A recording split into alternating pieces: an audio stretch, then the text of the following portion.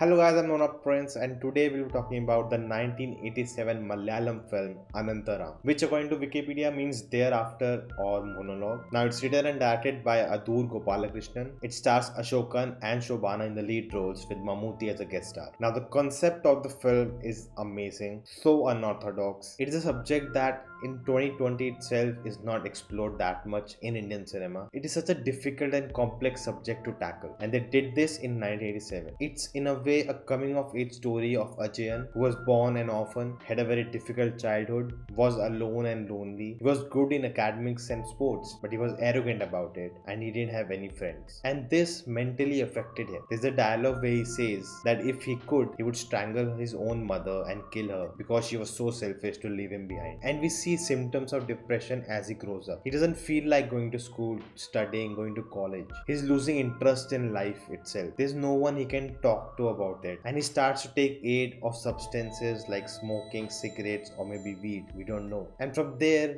hallucination starts to happen. He starts imagining things. He doesn't know where he is, what he is doing. He's unable to control himself and he starts losing his mental stability, which finally lands him up to taking his own life. This is such a complicated character even for today's time, and it's a bold decision to explore a character like this. The writing is so good, so progressive, and it's advanced than anything else coming out in that time or even today. The way they use the camera, the editing, the long pauses, there's nothing happening in the frame, but we are still on the character. To notice his loneliness, to stay with him and see how alone he is. He's just staring into nothingness, and we are there looking at him, doing nothing. Now, if you haven't seen my video, why it's difficult to watch old films, do check it out because you would need that to what I'm gonna say next. Now, the truth is, I dozed off thrice while watching this film. This film bored me to death. It's just too slow. Now, I'm not saying it's a problem of the film at all. No, it's not the problem of the film, it's my problem. The generation I come from, the attention span is so less that I sleep while watching a film like this. But that's the truth,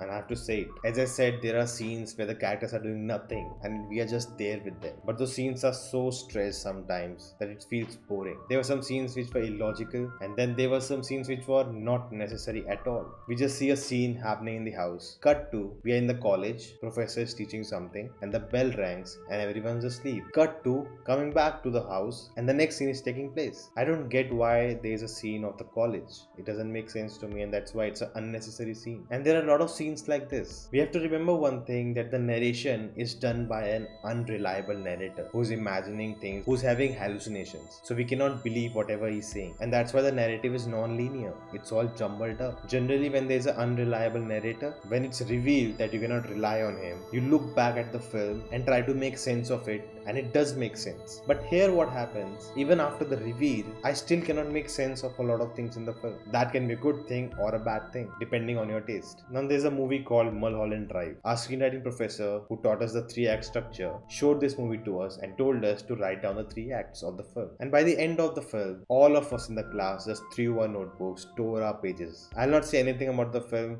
Go have a look at it if you want. But that film is just crazy. It doesn't make sense at all. You have to just accept it as it is. There are thousands of videos explaining that film, a lot of things, but it's still a mystery. And films like that, a film like this, it's not everyone's cup of tea. Now I regret watching this film? Not at all. I'm happy that I watched it. There's a lot of things I learned. I know there's a movie like this exists in India too. And I'm sure the time this movie came out, 1987, many people would have considered this a masterpiece. It would have blew people's mind. And that's the truth. Problem here is me, because I am watching this film in 2020 with so much context of post this film, and it's a difficult watch. Coming to the acting, Ashokan was really good. His numbness, his blank stare, his confusion, the way he depicted it was really good. Shobhana and Mammootty didn't have much to do in the film where I can comment how good they were or how bad they were. I cannot say anything about them. But Sudesh, who played the teenage Ajayan, he was really remarkable. There were a lot of scenes where other actors were falling flat in front of him. He did a great job. So guys, that was the video. Those are my thoughts. If you like this, hit the thumbs up button, share this video, let me know in the comments your thoughts. If you haven't subscribed yet, check out the videos. If you like them too, do consider subscribing, and I'll see you next time. Stay home, stay safe.